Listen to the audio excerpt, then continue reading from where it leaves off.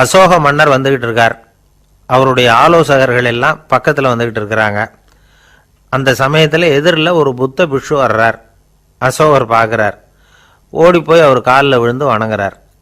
அசோக மன்னரின் தலை அந்த புத்த துறவியின் பாதத்தில் பட்டுக்கிட்டு இருக்கு. பக்கத்தில் நின்றுக்கிட்டு இருந்த அமைச்சருக்கு இது ரொம்ப சங்கடமாக போச்சு. ரொம்ப வருத்தப்பட்டார். நம்ம அசோக சக்கரவர்த்தி எப்பேற்பட்டவர், அவரோட தலை ஒரு சன்னியாசியின் பாதத்தில் படுறதா அப்படின்னு நினச்சி ரொம்ப கவலைப்பட்டார். அரண்மனைக்கு திரும்பினதும் அமைச்சர் மெதுவாக ஆரம்பித்தார். அரசே, எனக்கு ரொம்ப வருத்தமாக இருக்குது அப்படின்னார். எதுக்குன்னார் மன்னர். அசோக சக்கரவர்த்தியின் தலை, அதாவது அந்த சிரம், ரொம்ப மதிப்புமிக்க ஒன்று. அது ஒரு சன்னியாசியின் காலில் படலாமா அப்படின்னார். அசோகர் பதில் சொல்லலை, சிரிச்சார், போயிட்டார். அதுக்கப்புறம் ஒரு சரியான சந்தர்ப்பத்துக்காக காத்துக்கிட்டு இருந்தார். ஒரு நாள் அமைச்சரை கூப்பிட்டார். எனக்கு 3 தலைகள் வேணும் அப்படின்னார். சொல்லுங்க, கொண்டுகிட்டு வரேன் அப்படின்னார் அமைச்சர். அசோகர் சொன்னார், முதல்ல எனக்கு தேவையானது ஒரு ஆட்டின் தலை, 2வது ஒரு புலியின் தலை, 3வது ஒரு மனிதனின் தலை. இதுதான் அசோகர் கேட்டது. எங்கே இருந்தாலும் கொண்டு வாங்கன்னார். அமைச்சர் புறப்பட்டார். ஆட்டுத்தலை புலித்தலை கிடச்சிட்டுது. அப்புறமா ஒரு சுடுகாட்டுக்கு போய் ஒரு மனித தலையும் சேகரம் பண்ணிட்டு ராஜா கிட்ட வந்துட்டார். அரசே, உங்கள் ஆணைப்படி 3 தலைகளையும் கொண்டு வந்திருக்கிறேன்னார். அசோகர் பார்த்தார். ரொம்ப நல்லது, இப்போ இது 3ஐயும் எடுத்துக்கிட்டு போய் சந்தையில் விற்றுட்டு வாங்க அப்படின்னார். அமைச்சர் அதுகளை எடுத்துக்கிட்டு சந்தைக்கு போனார். முதல்ல ஆட்டுத்தலை நல்ல விலைக்கு விற்று போச்சு. நல்ல விலை கொடுத்து வாங்கிட்டு போட்டாங்க. அடுத்தபடியாக புலி தலையை ஒருத்தர் வாங்கிட்டார். அதை பாடம் பண்ணி வீட்டில் மாட்டி வைக்கலாமே அப்படின்னு நினச்சி அதையும் வாங்கிட்டு போட்டார். மனித தலையை மட்டும் வாங்கிறதுக்கு யாரும் முன் வரலை. எல்லாரும் அதை பார்த்துட்டு விலகி போக ஆரம்பித்தாங்க. அமைச்சர் திரும்பி வந்தார். அரசே, இந்த தலையை மட்டும் யாரும் வாங்க மாட்டேங்கிறாங்க அப்படின்னார். சரி, பரவாயில்ல, இதை இலவசமாகவே இனாமாவே யாருக்கிட்டையாவது கொடுத்துட்டு வந்துடுங்க அப்படின்னார். அமைச்சர் மறுபடியும் சந்தைக்கு போனார். இதை இலவசமாக தரேன், இதை வாங்கிக்கோங்க அப்படின்னார். அப்பவும் அதை யாரும் வாங்கிக்கிறதுக்கு தயாராக இல்லை. மறுபடியும் திரும்பி மன்னர்கிட்ட விவரத்தை சொன்னார். இப்போ மன்னர் சொல்கிறார், அமைச்சரே, உயிர் இருக்கிற வரைக்கும் தான் இந்த தலைக்கு மதிப்பு. ஜீவன் போனதுக்கப்புறம் அதோட மதிப்பும் போயிடுது. அதனால் மதிப்பு இருக்கும் பொழுதே பெரியவர்கள் பாதம் பணிந்து அந்த புனிதத்தை பெற்றுக்கொள்ளணும் அப்படின்னார்.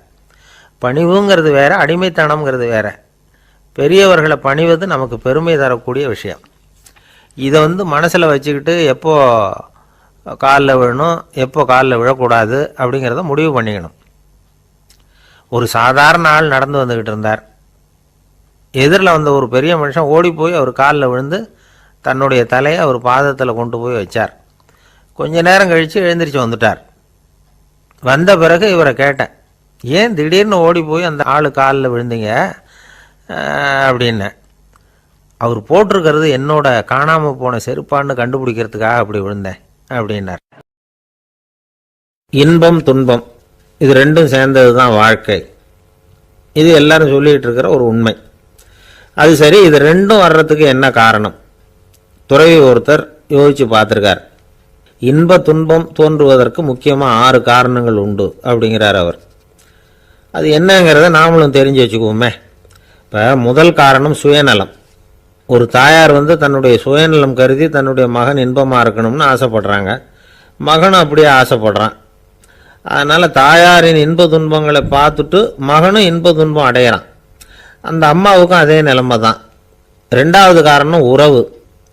நான் துறவியான பிறகு கூட உறவுங்கிற காரணத்தினால தான் தாயாருடைய சுக துக்கங்களை கண்டு நானும் சுக துக்கம் அடைகிறேன். என் தாயாருடைய நிலைமையும் இதுதான் அப்படிங்கிறார் ஒரு துறவி. 3வது காரணம் என்னென்னா அறிமுகம். எனக்கு அறிமுகமான ஒருத்தரை ரயில் நிலையத்தில் சந்திக்கிறேன். அவர் தன்னுடைய பணப்பையை எங்கேயோ தொலைச்சிவிட்டு வருத்தப்பட்டு இருக்கிறார். நானும் வருத்தப்படுறேன். அந்த சமயத்தில் யாரோ ஒருத்தர் இதுதானே அவங்க பணப்பை அப்படின்னு சொல்லி கொண்டாந்து நீட்டுறார். பணப்பையை தொலைச்சவர் சந்தோஷப்படுறார், நானும் சந்தோஷப்படுறேன்.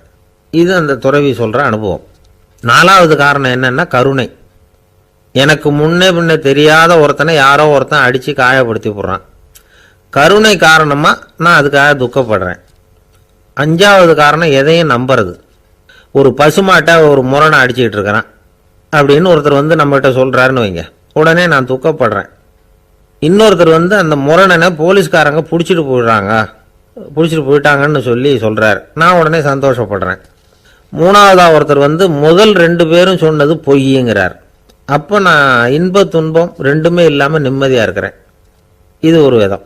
அடுத்தது 6வது காரணம் என்னன்னா தன்மயமாகுதல். ஒரு நாவல் படிச்சுக்கிட்டு இருக்கிறோம், அதில் வர்ற பாத்திரங்களோட நாம் ஒன்றி போயிடுறோம். அதில் வர்ற பாத்திரங்கள் சிரிச்சுதுன்னா நாமளும் சிரிக்கிறோம், அது அழுதுன்னா நாமளும் அழறோம். அதெல்லாம் வந்து அந்த துறவி சொல்கிற அனுபவ உண்மைகள். இன்ப துன்பம் இது ரெண்டும் தோன்றுவதற்கு சுயநலம், உறவு, அறிமுகம், கருணை, எதையும் நம்புறது, தன்மயமாகிறது, இது எல்லாம் தான் முக்கிய காரணம் அப்படின்னு அவர் சொல்கிறார். ஆக கூடி ஒட்டு மொத்தமாக யோசனை பண்ணி பார்த்தா பிற பொருள்கள் மீது பற்றுதல் காரணமாக தான் நாம் வந்து இன்ப துன்பம் அடையிறோம் அப்படிங்கிறத புரிஞ்சிக்க முடியுது. மனுஷன் வந்து இன்ப துன்பம் அடையிறதுக்கு 7வது காரணம் கூட ஒன்று உண்டு அப்படின்னு சொல்லிகிட்டே வந்தார் ஒருத்தர். அது என்ன அப்படின்னு கேட்டோம். அதுதான் சார் இந்த நீங்கள் சொல்லிட்டு வர்ற இன்று ஒரு தகவல்னார். எப்படி சொல்கிறீங்கன்னு கேட்டோம். இன்று ஒரு தகவல் கேட்க ஆரம்பிக்கிறப்போ மனசில் இன்பம், ஆரம்பித்த உடனே இது ஏற்கனவே கேட்ட சமாச்சாரமாச்சே அப்படின்னு நினைக்கிறப்போ துன்பம் அப்படின்னு அதுக்கு ஒரு விளக்கம் கொடுத்தார் அவர். ஒரு மனுஷனை பார்த்து என்கிட்ட வாலாட்டாதே அப்படின்னு சொன்னால் அவன் நம்மக்கிட்ட ஏதோ வம்புக்கு வர்றான்னு அர்த்தம். ஒரு நாயை பார்த்து யாரும் என்கிட்ட வாலாட்டாதே அப்படின்னு சொல்கிறது இல்லை. ஏன்னா நாய் வாலாட்டுனா அது நம்மக்கிட்ட தன்னுடைய நன்றியை தெரிவிக்கிறதாக நினச்சிக்கிட்டு இருக்கிறோம். ஆனால் அது அப்படி இல்லை அப்படின்னு சொல்கிறாங்க அது சம்பந்தமான நிபுணர்கள். ஒரு நாய் தன்னுடைய வாலை இந்த பக்கமும் அந்த பக்கமுமா இப்படியும் அப்படியும் ஆட்டிக்கிட்டு இருந்தா அது வந்து பதட்டத்தில் கூட இருக்கலாம். நாய் நட்பாக இருந்தாலும் வாலாட்டும், ஆத்திரத்தில் இருந்தாலும் வாலாட்டும், கோபத்தில் இருந்தாலும் வாலாட்டும், குழப்பத்தில் இருந்தாலும் வாலாட்டும், மகிழ்ச்சியாக இருந்தால் கூட அது வாலாட்டும். அதை நாம் வந்து தப்பாக புரிஞ்சுக்கிட்டு அதுக்கிட்ட போய் மாட்டிக்கக்கூடாது. நாயை பற்றி எனக்கு நல்லா தெரியும் அப்படின்னு சொல்கிறவங்க கூட அதுக்கிட்ட கடி வாங்கிட்டு வந்து நிற்கிறது உண்டு. நிபுணர்கள் என்ன சொல்கிறாங்க தெரியுமா? எப்போவுமே நாய்கள் திடீர்னு வந்து கடிச்சு விடுறதில்ல, கடிக்கிறதுக்கு முன்னாடி சில அறிகுறிகளை காட்டும். அதை சரியாக புரிஞ்சுக்கிட்டோம்னா தப்பிச்சுக்கலாம்.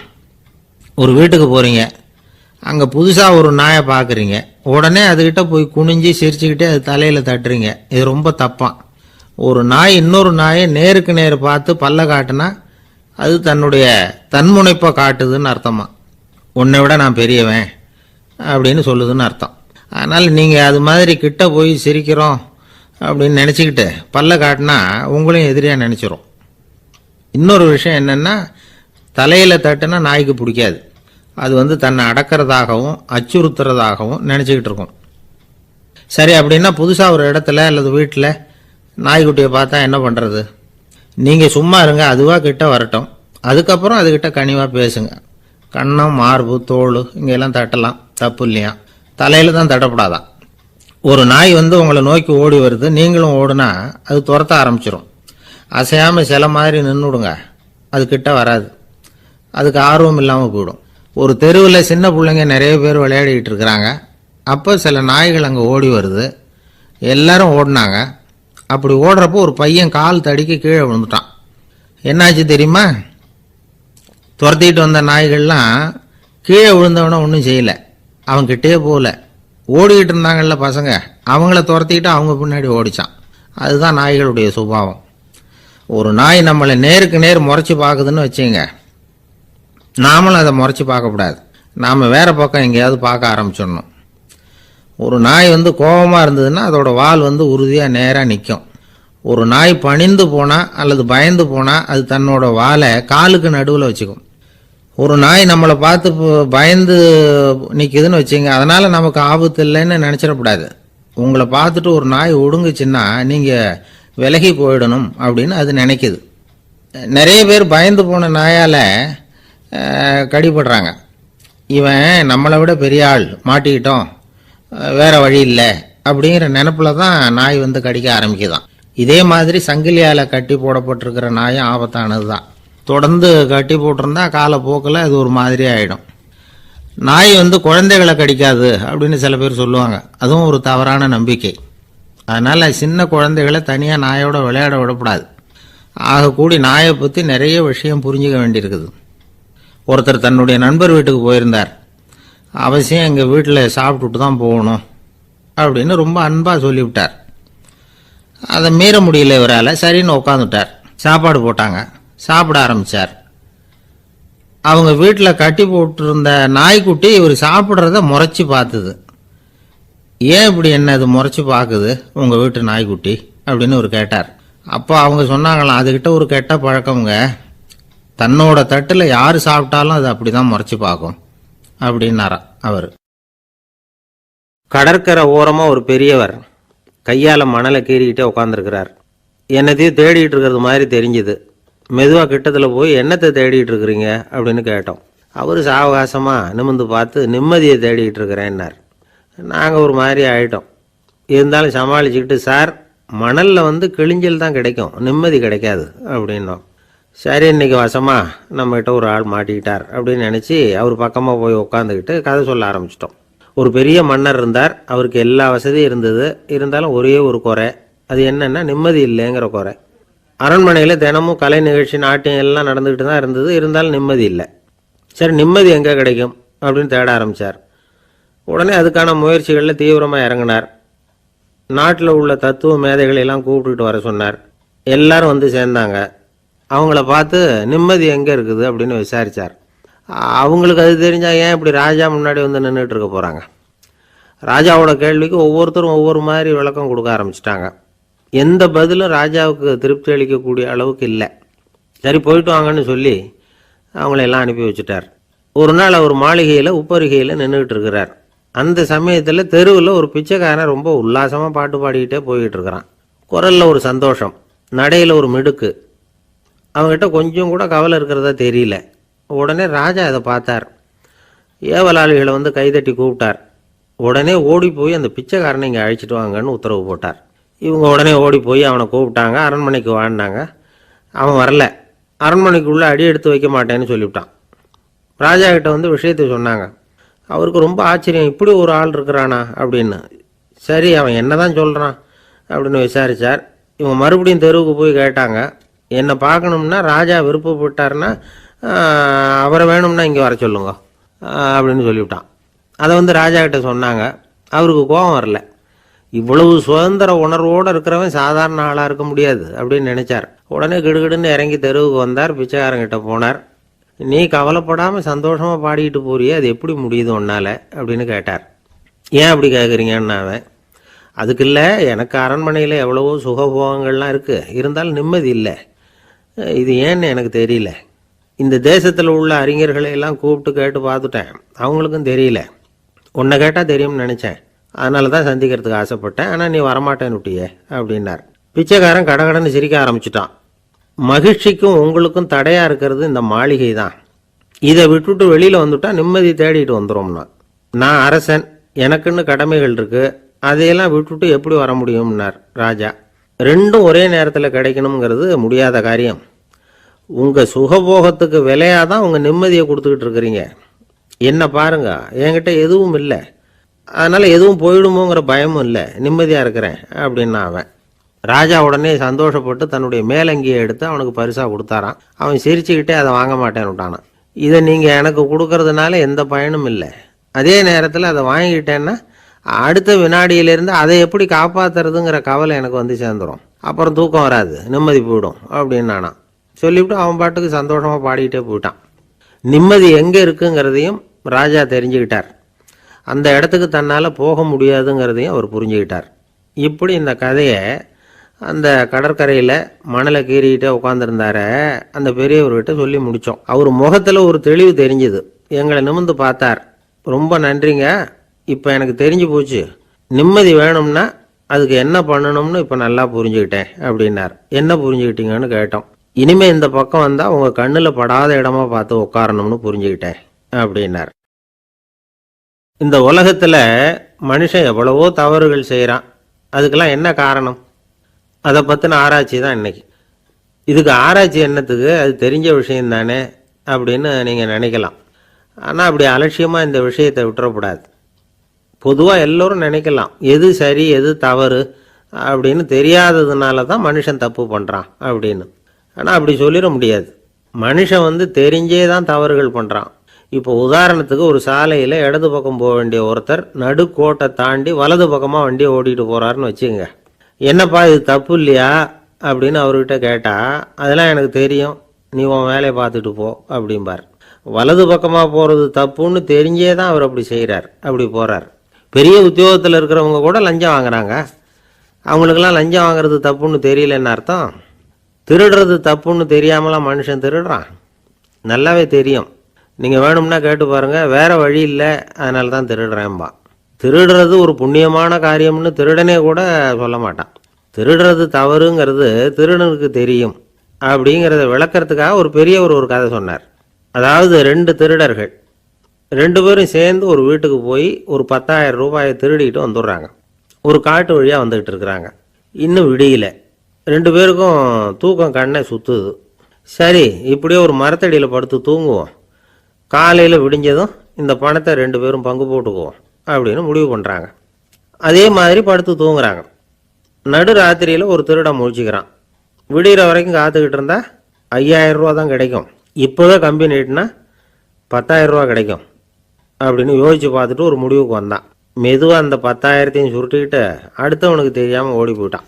விடியுது. அடுத்தவன் எழுந்திரிச்சு பார்க்குறான். பணத்தையும் காணலை, பாகஸ்தனையும் காணலை. இந்த திருடன் அந்த திருடனை திட்டுறான், திருட்டு பய, அயோக்கிய பய, இப்படி அநியாயமாக கிளப்பிட்டு போட்டானே அப்படிங்கிறான். இதுலேருந்து என்ன தெரியுது? தெரியாமல் எடுத்துக்கிட்டு போகிறது திருட்டு, அயோக்கியத்தனம், அநியாயம் அப்படிங்கிறது இவனுக்கு தெரிஞ்சிருக்குது. அதனால தான் அடுத்தவனை பார்த்து இப்படி திட்டுறான். அதனால் தெரியாததுனால மனுஷன் தவறு பண்ணுறான்னு சொல்கிறது சரியில்லை. அப்படின்னா மனுஷன் பண்ணுற தவறுகளுக்கு உண்மையான காரணம் தான் என்ன? இதே சந்தேகம் அர்ஜுனனுக்கும் வந்துதான். அதனால தான் அவன் பகவானை பார்த்து கேட்குறான், மனுஷன் தன் விருப்பத்துக்கு விரோதமாக ஏதோ ஒரு சக்தியினால பலாத்காரமாக இழுக்கப்பட்டது மாதிரி பாவம் பண்ணுறானே, அந்த சக்தி என்ன அப்படின்னு கேட்குறான். இதுக்கு பகவான் பதில் சொல்கிறார், காமமும் குரோதமும் தான் அந்த சக்திகள், அதாவது ஆசையும் சினமும். இது 2ம் உன்னுடைய எதிரிகள் அப்படிங்கிறத புரிஞ்சுக்கோ அப்படிங்கிறார். இன்னமும் நுணுக்கமாக பார்த்தா காமத்தினுடைய மறு உருவங்கள் தான் குரோதமும் லோபமும். ஆசை நிறைவேறலைன்னா குரோதம், அதாவது கோபம். ஆசை நிறைவேறிட்டதுன்னா லோபம், அதாவது பேராசை.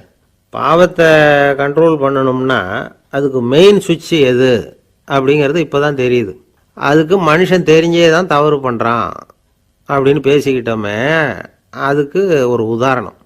ஒரு ஆள் ஹோட்டலில் சாப்பிட போனான். சாப்பிட்டு முடித்தான்.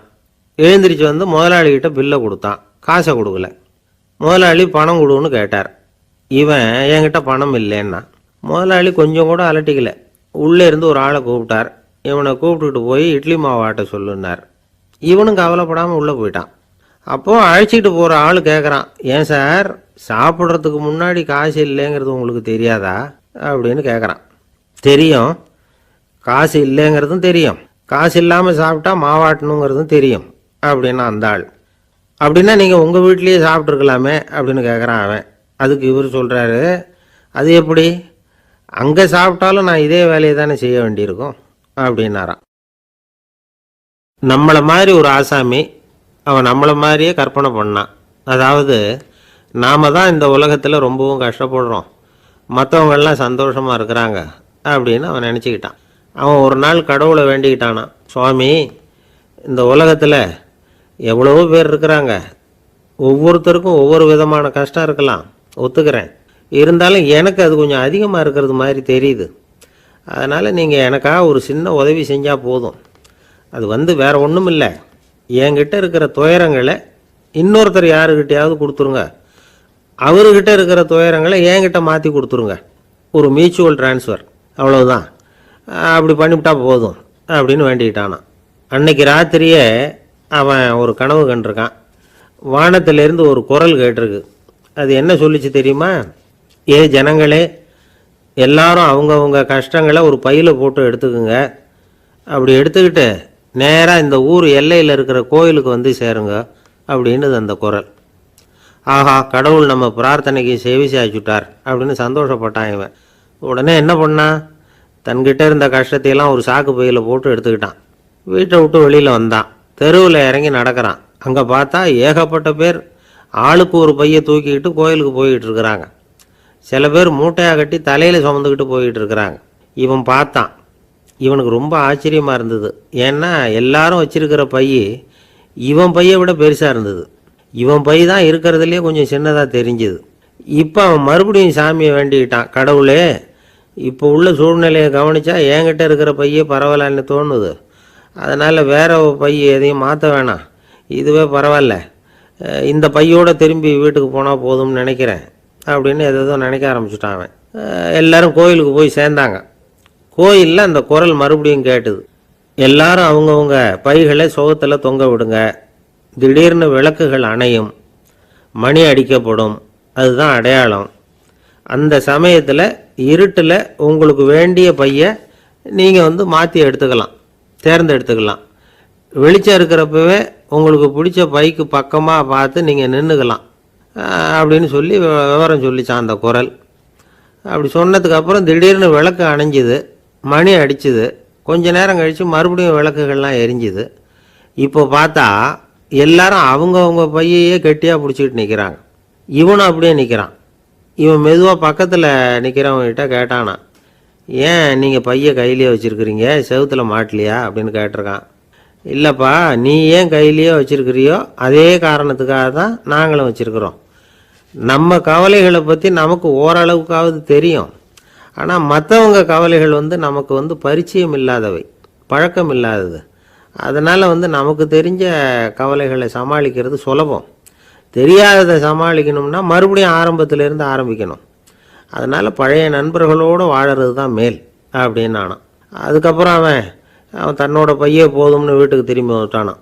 இது ஒரு பெரியவர் சொல்லியிருக்கிற கதை. அதனால் நம்மக்கிட்ட இருக்கிற கஷ்டங்கள் தான் பெருசு, அதை இன்னொருத்தங்கிட்ட கொடுத்துட்டு மாற்றிக்கலாம் அப்படின்னு நினைக்கிறது தப்பு. இதே மாதிரி இன்னொரு சம்பவம். ஒரு ஊரில் ஒரு நாள் ராத்திரி ஆகாயத்திலேருந்து கடவுள் குரல் கேட்குது. இந்த ஊரில் இருக்கிற ஜனங்கள்லாம் கொஞ்சம் கவனிங்க, உங்களுக்கு ஒரு செய்தி. அதாவது இங்கே இருக்கிற ஜனங்கள்லேயே கொஞ்சம் கூட கவலையே இல்லாத ஆள் யாருன்னு எனக்கு தெரியணும். அதனால் எல்லாரும் அவங்கவுங்க கவலைகளை ஒரு பையில் போட்டு எடுத்துக்கிட்டு கோயிலுக்கு வாங்க அப்படின்னார் கடவுள். உடனே வரிசையாக எல்லாரும் வர ஆரம்பித்தாங்க. எல்லார் கையிலையும் பை இருந்தது, சின்னதும் பெருசுமா. கவலையே இல்லாத ஆள் யாருன்னு தேடினார் கடவுள். ஒரே ஒரு ஆள் மட்டும் கையில் எதுவும் இல்லாமல் வெறும் கையை வீசிக்கிட்டு ரொம்ப ஜாலியாக நடந்து வந்துக்கிட்டு இருந்தான். கடவுள் அவங்ககிட்ட போனார். ஏன்ப்பா உனக்கு கவலையே இல்லையா அப்படின்னு கேட்டார்.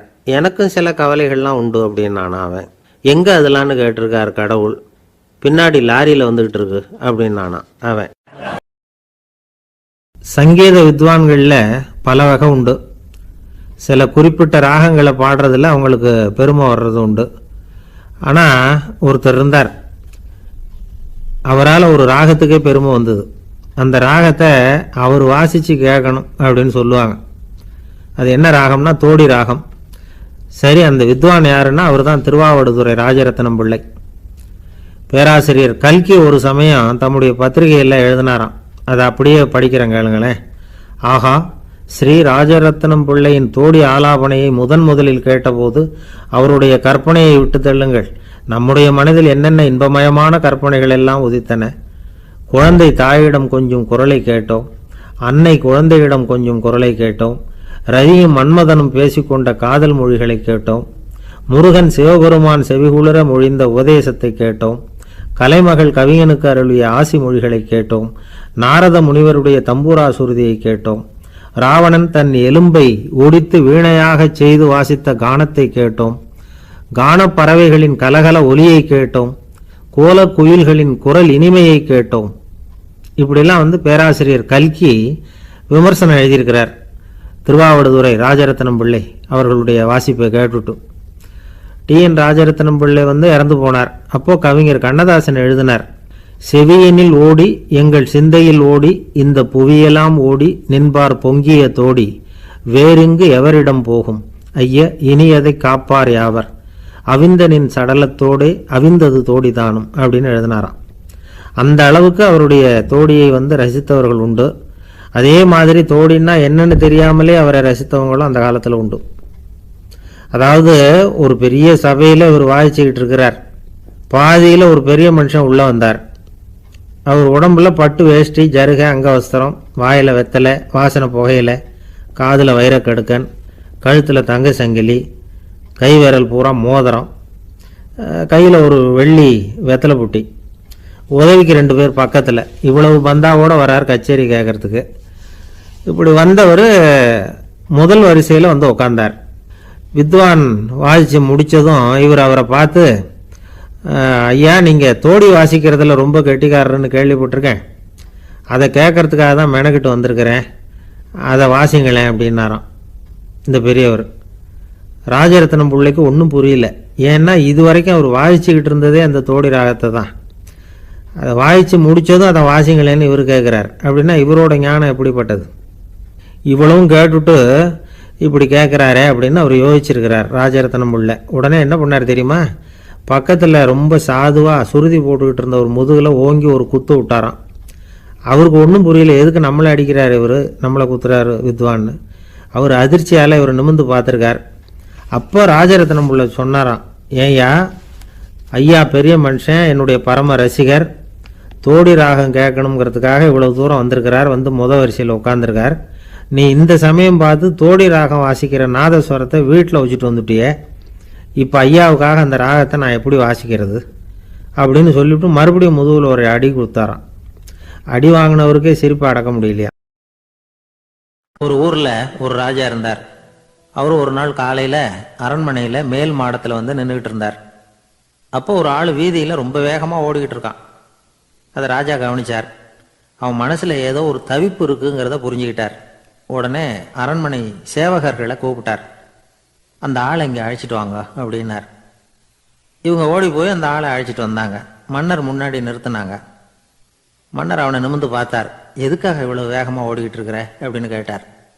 இதுக்கு அவன் சொன்னான், மன்னா, நம்ம கோட்டையின் வடக்கு வாசல் இருக்கு இல்லையா, அது ஓரமாக ஒரு பெரிய பாறாங்கல் கிடக்கு.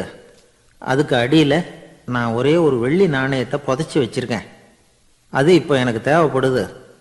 என்னுடைய மனைவிக்கு ஒரு பரிசு வாங்கி கொடுக்க வேண்டியிருக்கு. அதுக்காக தான் அவசரமாக ஓடிக்கிட்டு இருக்கிறேன் அப்படின்னா. மன்னர் யோசனை பண்ணார். அப்புறம் சொன்னார், அதுக்காகவா இப்படி ஓடுற? பரவாயில்ல, அதை பற்றி கவலைப்படாத. நான் உனக்கு 10 வெள்ளி காசுகள் தர்றேன், வாங்கிட்டு திரும்பி போ அப்படின்னார். இவன் தலையை சொரிஞ்சான். மன்னா, நீங்கள் கொடுக்கறத ரொம்பவும் மகிழ்ச்சியோடு வாங்கிக்கிறேன். இருந்தாலும் அதுக்கப்புறம் அந்த வடக்கு வாசலுக்கு போய் அங்கே இருக்கிற ஒரு நாணயத்தையும் எடுத்துக்கிட்டு போயிடுறேனே அப்படின்னு நான். இதை பாருப்பா, அந்த ஒரு நாணயத்தை மறந்துடு, உனக்கு 100 வெள்ளி நாணயங்கள் தரேன் இருக்கார். மன்னா, ரொம்ப மகிழ்ச்சி, உங்கள் மாதிரி தாராள குணம் வேற யாருக்கும் வராது. நீங்கள் கொடுக்குற 100 நாணயங்களையும் வாங்கிக்கிறேன். இருந்தாலும் வடக்கு வாசலுக்கு போய் அதையும் எடுத்துக்கிட்டா 101 ஆயிடுமே அப்படின்னு நானா. இதை பாருப்பா, அந்த ஒரு நாணயத்தை மறந்துடு, அது எக்கேடாவது கெட்டு போகட்டும். நான் உனக்கு 100 பொற்காசுகள் தரேன், அதையாவது வாங்கிட்டு வந்த வழியிலேயே திரும்பி போடுன்னாராம். தங்க நாணயங்களே தரேன்னு சொல்கிறீங்க, தாராளமாக வாங்கிக்கிறேன். இருந்தாலும் வடக்கு வாசலுக்கு போய் அப்படின்னு மறுபடியும் ஆரம்பித்தான். அரசர் வந்து பொறுமை இழந்துட்டார். கடைசியாக ஒரு முடிவுக்கு வந்துட்டார். இதை பாருப்பா, உனக்கு என்னுடைய ராஜ்யத்திலேயே பாதியை கொடுத்துட்றேன், அப்படியாவது திருப்தியாக திரும்பிப்போ அப்படின்னாராம். மன்னா, உங்களுடைய பெருந்தன்மைக்கு ஈடு இணையே கிடையாது. தேசத்திலேயே பாதி பிரித்து கொடுக்குறேன்னு சொல்கிறீங்க, அதனால் உங்ககிட்ட ஒரு சின்ன வேண்டுகோள் அப்படின்னானா. சொல்லுன்னாராம் மன்னர் ஆர்வமா. இவன் மெதுவாக ஆரம்பித்தான். அப்படி இந்த ராஜ்யத்தை 2ஆ பிரிக்கிறப்போ அந்த வடக்கு வாசல் இருக்கிற பக்கத்தை என்கிட்டயே கொடுத்துருங்கோ அப்படின்னானா. மன்னர் அசந்து போயிட்டார். இந்த கதை எதுக்காகன்னு கேட்டால், மனம்ங்கிறது ஒரு குரங்குங்கிறத புரிஞ்சுக்கிறதுக்காகத்தான். உன்னை பிடிச்சிக்கிட்டா லேசில் விடாது. அப்படிப்பட்ட மனசை அறிவு தான் வழி நடத்தணும். அதில் தான் வாழ்க்கையின் வெற்றி அடங்கியிருக்குது. ஒரு சின்ன பையன் தெருவில் அழுதுகிட்டு இருந்தான். ஏன்பா அழுகுறேன்னு ஒரு பெரியவர் கேட்டார். 1 ரூபா காசை இங்கே தொலைச்சுட்டேன் அப்படின்னா. சரி, அதுக்காக அழாத, அதுக்கு பதிலாக 10 ரூபா தரேன், இந்தா வச்சுக்கோன்னு கொடுத்தார். அந்த 10 ரூபாயை வாங்கி சட்டப்பையில் போட்டுக்கிட்டு அதை விட அதிகமாக சத்தம் போட்டு அழ ஆரம்பிச்சுட்டான். மறுபடியும் ஏன்டா அழறேன்னு கேட்டார் பெரியவர். அந்த 1 ரூபாயும் கிடைச்சிட்டுதுன்னா இப்போ என்கிட்ட 11 ரூபா இருக்குமே, இப்போ 10 ரூபா தானே இருக்கு அப்படின்னு சொல்லிவிட்டு அழறான். என்னுடைய நண்பர் ஒருத்தர், அவருக்கு ஜாதகத்தில் நம்பிக்கை உண்டு. அவரே ஜோசியம்லாம் பார்ப்பார். என்ன சார், இந்த காலத்தில் இதையெல்லாம் நம்பிக்கிட்டு இருக்கீங்களே அப்படின்னு கேட்டால், உங்களுக்கு ஒன்றும் தெரியாது சார், இந்த உலகத்தில் ஒவ்வொருத்தரும் அவங்கவங்க செய்கிற நல்லது கெட்டதுக்கு தகுந்த பலனை அனுபவிச்சே தீரணும் பார். அது மட்டும் இல்லை, ஒருத்தர் செத்துட்டா கூட அவன் செஞ்ச பாவ புண்ணியங்கள் கூடவே போய்கிட்டு இருக்கோம் பார். அது எப்படி கூட போவோம் அப்படின்னு குதர்க்கமாக கேட்டால் அதுக்கு அவர் ஒரு கதை சொன்னார். அது ரொம்ப சுவாரஸ்யமாக இருந்தது. அது என்ன கதைன்னா, ஒரு ஊரில் ஒருத்தர் இருந்தாராம். அவர் ஜோசியம் பார்க்குறதுல ரொம்ப கெட்டிக்காரரான். ஒருத்தருடைய தலைமுடியை மட்டும் அவர்கிட்ட காட்டினா போதும், அதை மட்டும் பார்த்துட்டு அவருடைய ஜாதகத்தையே அலசி போடுவாராம். அப்பேற்பட்ட திறமை. அந்த ஆள் ஒரு சமயம் கன்னியாகுமரி கடற்கரைக்கு போயிருந்திருக்கார். அங்கே கரை ஓரமாக ஒரு மண்டை ஓடு கிடந்திருக்கு. அதை எடுத்து பார்த்துருக்கார். அந்த மண்டை ஓட்டை வச்சுக்கிட்டே அதோட ஜாதகத்தை அலசியிருக்கார். இந்த மண்டை ஓட்டுக்கு உரிய ஆசாமி வாழ்க்கையில் ரொம்ப கஷ்டப்பட்டிருக்கணும், நிறைய கஷ்டத்தை அனுபவிச்சிருக்கணும். அது தாங்க முடியாமல் தான் கடலில் விழுந்து தற்கொலை பண்ணிட்டு இருக்கான் அப்படிங்கிறத அவர் கணிச்சுட்டார். இருந்தாலும் இந்த மண்டை ஓடு இன்னமும் அனுபவிக்க வேண்டியது பாக்கி இருக்கு அப்படிங்கிறத அவர் உணர்ந்தாராம். அது சரி, ஒருத்தன் உயிரோடு இருக்கிற வரைக்கும் நல்லது கெட்டதை அனுபவிக்க முடியும், செத்ததுக்கு அப்புறமும் பாக்கி இருக்குன்னா அதை எப்படி அனுபவிக்கிறது? இந்த மண்டை ஓட்டுக்கு இன்னும் கொஞ்சம் பாக்கி இருக்குங்கிறது அவருக்கு புரிஞ்சதே தவிர அதோட அர்த்தம் என்னங்கிறது சரியாக விளங்கலை. சரி, இதை இன்னும் கொஞ்சம் விவரமாக ஆராய்ச்சி பண்ணுவோம் அப்படின்னு நினச்சிக்கிட்டு அதை தன்னுடைய வீட்டுக்கே எடுத்துகிட்டு போயிட்டார். அந்த மண்டை ஓட்டை ஒரு பெட்டியில் வச்சு பூட்டினார். தன்னுடைய தனி அறையில் அதை பத்திரமா வச்சுக்கிட்டார். தினமும் ராத்திரி ஆனதும் தன்னுடைய மனைவியை பார்த்து, நீ போய் பூஜை அறையில் தனியாக படுத்துக்கோ அப்படின்னு சொல்லிவிட்டு தினம் ராத்திரி 12 மணிக்கு பெட்டியை திறந்து அவர் பார்ப்பார். மண்டை ஓடு அப்படியே இருந்தது தவிர இன்னும் கொஞ்சம் பாக்கி இருக்குங்கிறதுக்கு அர்த்தம் அவருக்கு விளங்கலை. அந்த மண்டை ஓட்டுக்கு இன்னும் என்ன பாக்கி இருக்க போகுது? இப்படியே ஒரு 10 நாள் போச்சு. அந்த வீட்டம்மாவுக்கு சந்தேகம் வந்துட்டுது. நம்ம வீட்டுக்காரரு நம்மளை தனியாக ஏன் தூங்க சொல்கிறார் அப்படிங்கிற சந்தேகம். உடனே பக்கத்து வீட்டு அம்மா கிட்ட விஷயத்தை சொல்லியிருக்கிறாங்க. அந்த அம்மா உடனே, நீ கவலைப்படாத, நான் கண்டுபிடிச்சி சொல்கிறேன் அப்படின்னு சொல்லிவிட்டாங்களாம். அன்னைக்கு ராத்திரியே ஜன்னல் வழியாக எட்டி பார்த்துருக்குறாங்க. இந்த ஆள் மண்டை ஓட்டை கையில் வச்சுக்கிட்டு அது திருப்பி திருப்பி பார்த்துக்கிட்டு இருக்கிறான். அதை பார்த்துட்டாங்க. மறுநாள் காலையில் அவரோட மனைவியை பார்த்தாங்க. ஏம்மா, உன் வீட்டுக்காரருக்கு நீ முதல் மனைவியா 2வது மனைவியா அப்படின்னு கேட்டாங்களாம். எனக்கு தெரிஞ்ச வரைக்கும் நான் ஒருத்தி தான் அவருடைய மனைவி அப்படின்னாங்களாம் அவங்க. அப்படி இல்லை, நீ அவருக்கு 2வது மனைவி.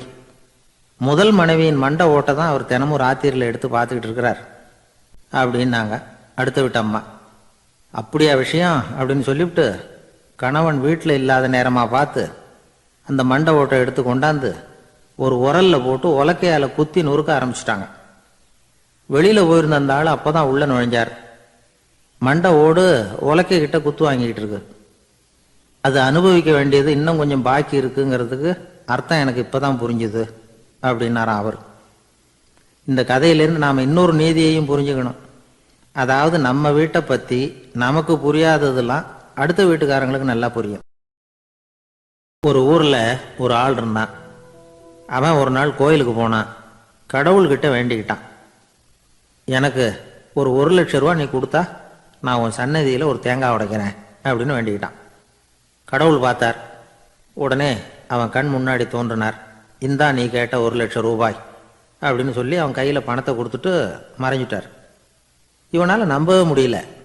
இவ்வளவு சுலபமாக கிடைக்கும்னு தெரிஞ்சிருந்தா அனாவசியமாக ஒரு தேங்காய் உடைக்கிறேன்னு வேண்டியிருக்க வேண்டியது இல்லையே அப்படின்னு நினச்சான். இருந்தாலும் வேண்டுதலை நிறைவேற்ற வேண்டியது கடமை. அதுக்காக என்ன பண்ணான், பக்கத்தில் ஒரு கடைக்கு போனான். ஒரு தேங்காயை கையில் எடுத்தான். இது என்ன விலைன்னு கேட்டான். 5 ரூபான்னார் கடையில் இருந்தவர்.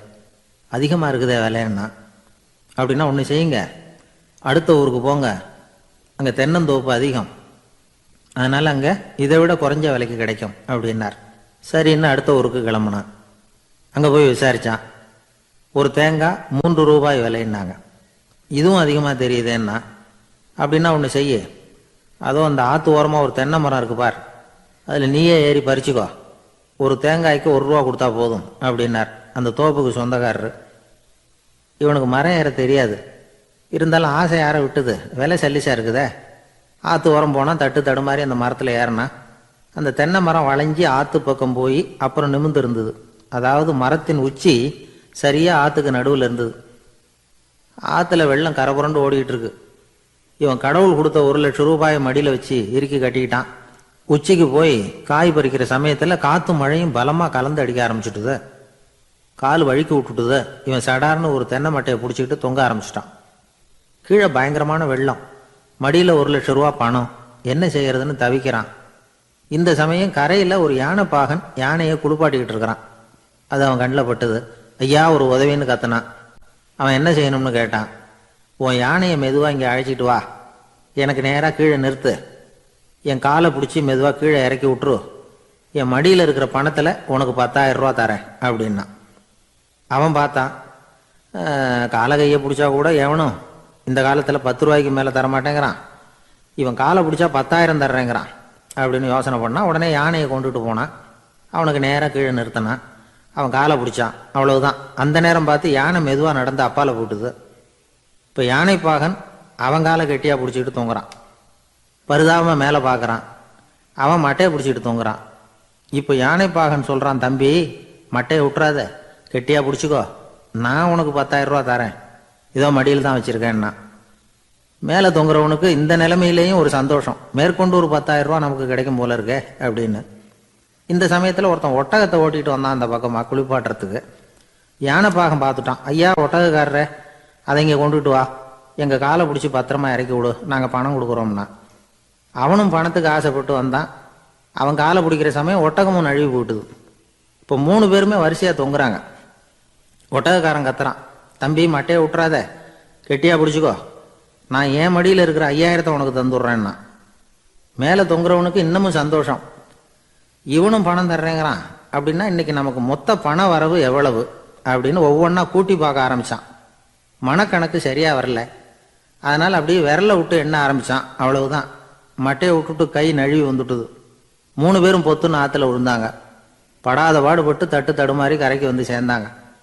3 பேர் மடியில் இருந்த பணமும் ஆற்றோட போட்டுது. பேராசை பெருநஷ்டம் அப்படின்னு ஒரு பழமொழி இருக்குல்ல, அதை விளக்கறதுக்காக சொல்லப்பட்ட கதை இது. இந்த காலத்தில் ஒருத்தர் ஒரு நீச்சல் குளத்தில் நீச்சல் அடிச்சுக்கிட்டு இருக்கிறார். காவலுக்கு இருந்தவர் அதை கவனிச்சுட்டார். கரையிலேருந்து சத்தம் போட்டாராம், இதோ பாருங்க, இங்கே ராத்திரி 8 மணிக்கு மேலே நீச்சல் அடிக்கிறது சட்டப்படி குற்றம், அதுக்கு அனுமதி கிடையாது, தெரியாதா உங்களுக்கு அப்படின்னாராம்.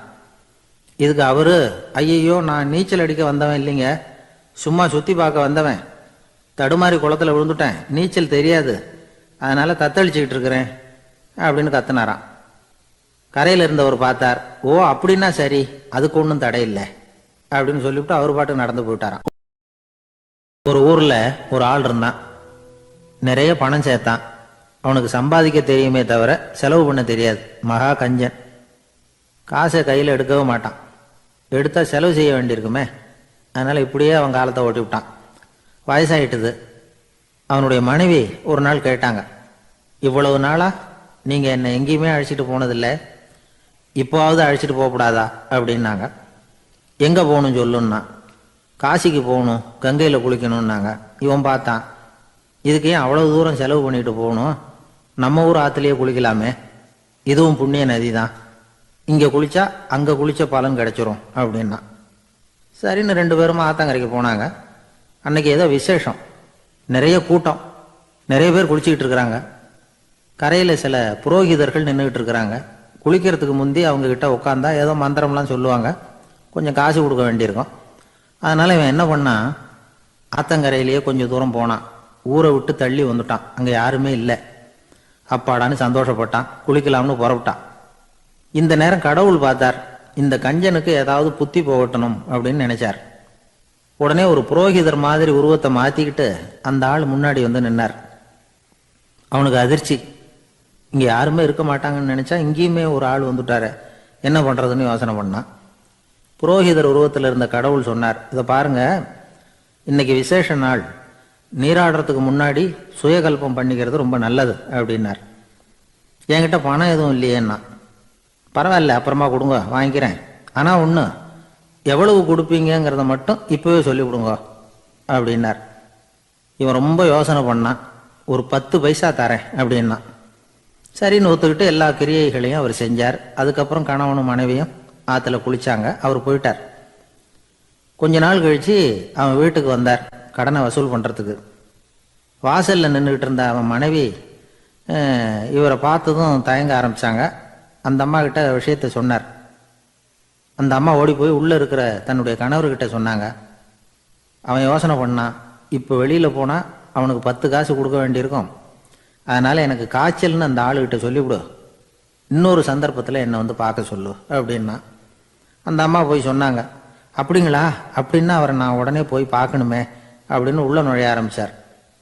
அவங்க மறுபடியும் இருங்க தான் வரேன்னு சொல்லிவிட்டு உள்ள ஓடி விஷயத்தை சொன்னாங்க. இது ஏதுடா வம்பா போச்சு அப்படின்னு பார்த்தான். மனைவியை கிட்டத்தில் கூப்பிட்டான். இதோ பாரு, ஜன்னி கண்டு நான் இறந்து போயிட்டதா சொல்லிவிடு அப்படின்னா சொன்னாங்க. புரோகிதர் பார்த்தார். அப்படின்னா ஒரு வழியாக இருந்து அவருடைய இறுதி சடங்குகளையும் நானே முடிச்சுட்டு போயிடுறேன் அப்படின்னார். உள்ளே இருந்தவன் யோசனை பண்ணான், அந்த ஆள் என்னை விடமாட்டான் போல இருக்கு, அதனால் ஒரு சவப்பெட்டியில் என்னை வச்சு தூக்கிக்கிட்டு மயானத்துக்கு போங்க பார்த்துக்கலாம் அப்படின்னா. புரோகிதரும் விடுற மாதிரி இல்லை, கூடவே நடந்து போயிட்டு இருக்கிறார்.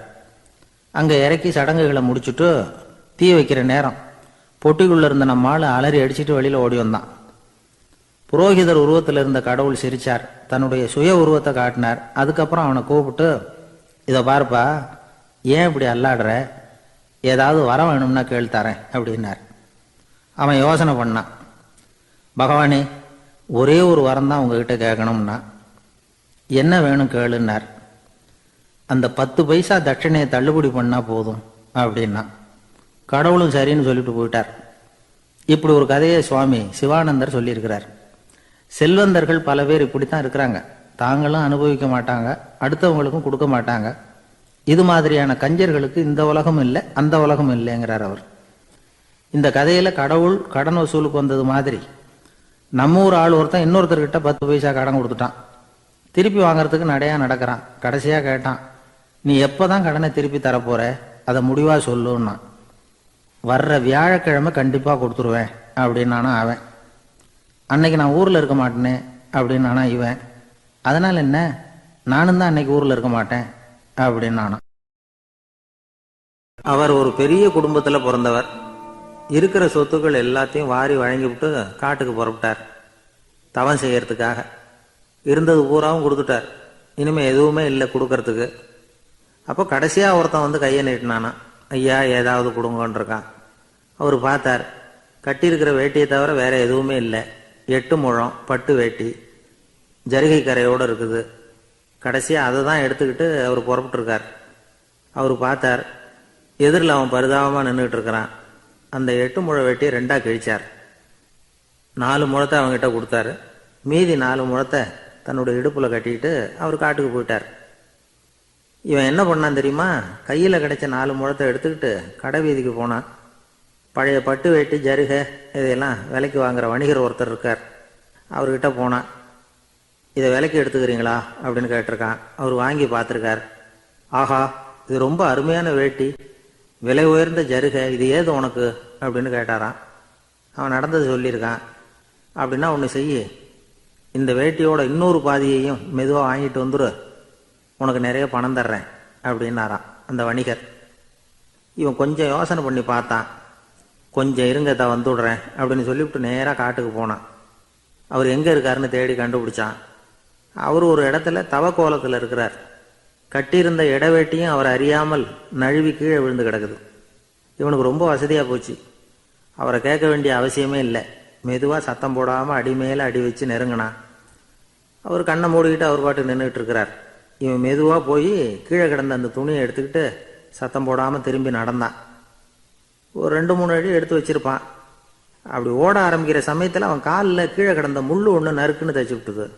வலி தாங்க முடியாமல் அம்மான்னு கத்தியிருக்கான். இந்த சத்தத்தினால கண்ணை மூடி நின்றுக்கிட்டு இருந்த அவரோட தவம் கலைஞ்சது. மெல்ல கண்ணை திறந்து பார்க்குறார். தன் இடையில இருந்த வேட்டி அவன் கையில் இருக்கு. இப்போ அவர் நினைக்கிறார். என்ன நினைக்கிறாருன்னா, இந்த வேட்டி மீது நான் வைத்த ஆசை அல்லவா அவனை திருடனாக ஆக்கி விட்டது அப்படின்னு நினைச்சாரான். இந்த வேட்டி மேலே நாம் வச்ச ஆசை அவனை திருடும்படி ஆக்கி விட்டதே அப்படின்னு நினைச்சாரான். இது எப்பேற்பட்ட மனநிலை அப்படிங்கிறத கொஞ்சம் யோசனை பண்ணி பாருங்க. தான் ஒரு பொருள் மேலே வச்ச பற்று இன்னொரு மனிதன் திருடனாக ஆகிறதுக்கு காரணம் ஆயிட்டுதேன்னு நினைக்கிறார். அப்படி நினைச்ச அந்த பெரியவர் யார் தெரியுமா? அவர் தான் மகாவீரர். இழந்துட்டேங்கிறிய, நீ என்னத்தை கொண்டுகிட்டு வந்த எங்க இழந்துடுறதுக்கு? நீ என்னத்தை உண்டாக்குன இது அழிஞ்சுட்டுதுன்னு சொல்றதுக்கு? இதுதான் அவருடைய சிந்தனை. இன்றைக்கு நம்ம சிந்தனையெல்லாம் வேற மாதிரி இருக்குது. ஒருத்தன் நடுத்தெருவில் உட்காந்து அழுதுகிட்டு இருந்தான். அந்த வழியா வந்தவர் ஒருத்தர், ஏன்பா அழறேன்னு கேட்டாராம். 5 ரூபா சார், அது எனக்கு இந்த இடத்துல விழுந்துட்டுது, ரொம்ப நேரமாக தேடுறேன், கிடைக்காது போல இருக்கு அப்படின்னு சொல்லிவிட்டு அழறான். எப்போ தொலைஞ்சதுன்னு கேட்டாரான் அவர். அது எனக்கு தெரியாது சார், பணத்தை தொலைச்சவன் தேடி பார்த்துட்டு போயிட்டான், நான் அவனுக்கு பின்னாடி தேட வந்தவன் அப்படின்னு நானா.